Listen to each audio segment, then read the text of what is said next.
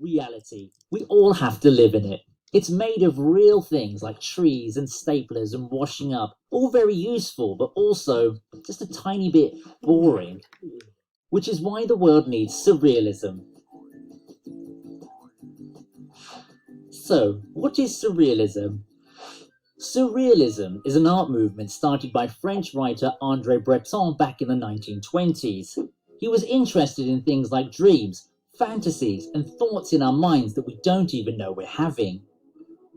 Artists such as Salvador Dali, René Magritte, Dorothea Tanning, and Eileen Agar explored these ideas by creating surrealist art. So, what does surrealism look like? There are two main types of surrealist art. The first type is inspired by dreams, like this piece by Spanish artist Salvador Dali. Dali was the big name in surrealism, known for his wild behavior and even wilder art. Like dreams, his work often combines things you wouldn't expect to see together, like this piece. But hey, dreams can be frightening. Just look at this nightmarish painting by the American artist Dorothea Tanning. Surreal, huh? The second type of surrealism is called automatism, which is art made without thinking.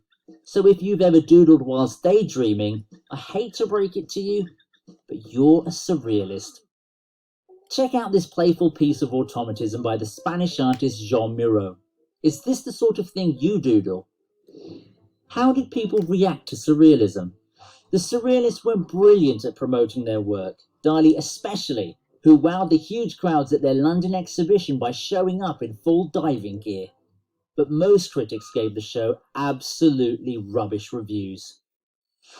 What has surrealism influenced today? Nowadays, you'll see surrealism's influence everywhere, from wacky adverts to video games to surreal scenes in comic book films. Anything that tries to break free of plain old reality with a little wildness, weirdness, and joy.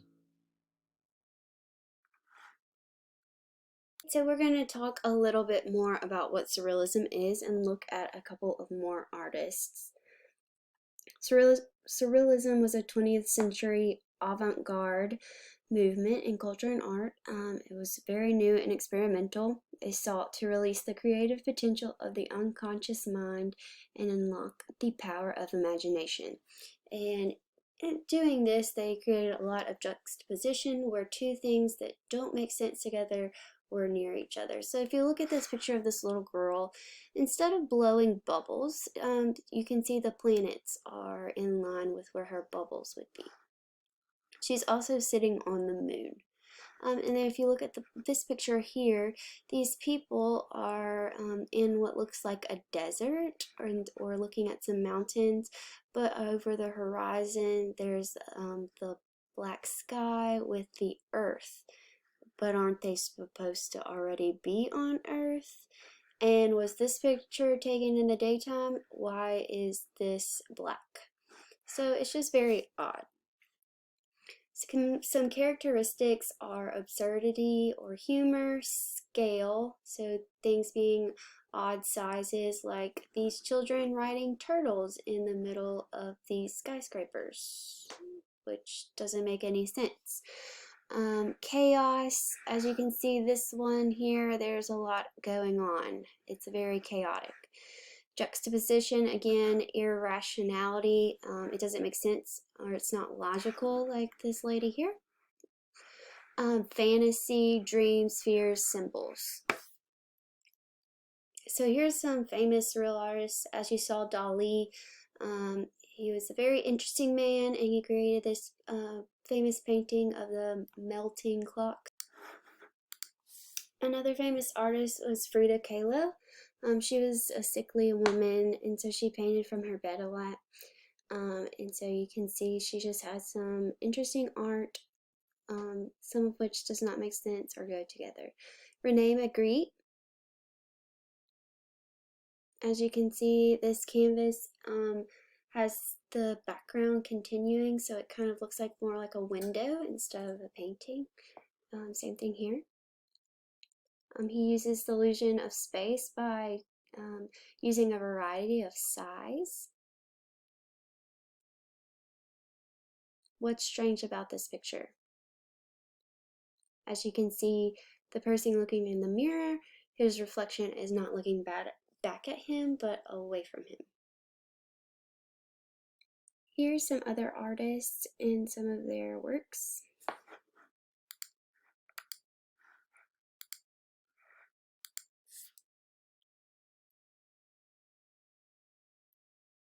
M.C. Escher is a famous artist. You may recognize some of these works.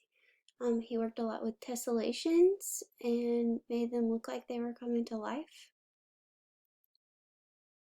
There are some practical careers for surreal artists. Entertainment, as far as cartoons and movies, being an illustrator, artists, writers, photographers. Dr. Seuss was a surrealist artist, and there's actually some others that you might think of. Any cartoons that you can think of that are just really random and odd could fall under surrealism. Collage is very big in the surrealist movement. It's where a technique that is primarily used in visual arts, where the artwork is made from an assemblage or an assemblage of different forms, thus creating a new whole. The collage term was coined by Picasso and Baroque in the beginning of the 20th century. Romare Bearden was a well-known collage artist. Here are some examples of his work. Here's another artist who used surrealism and collage in her art. Here's some other artists. Their names are by the pictures. And so which type of surrealism do you think would be used here?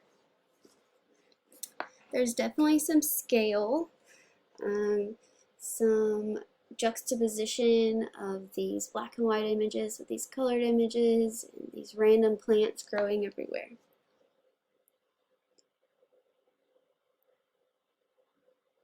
These here were created with magazines, which is another way you could make a surreal collage. However, we are going to be using a computer program called Pixlr.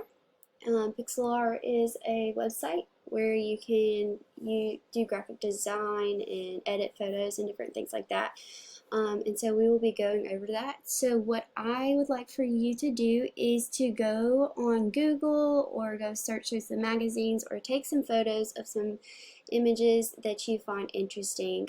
It's very important that you find things with simple backgrounds because we will be getting rid of the backgrounds in the Pixlr program. So go find 5 images that you think are interesting that maybe don't go together at all, and you will be using those 5 images to create your own piece of surrealist art.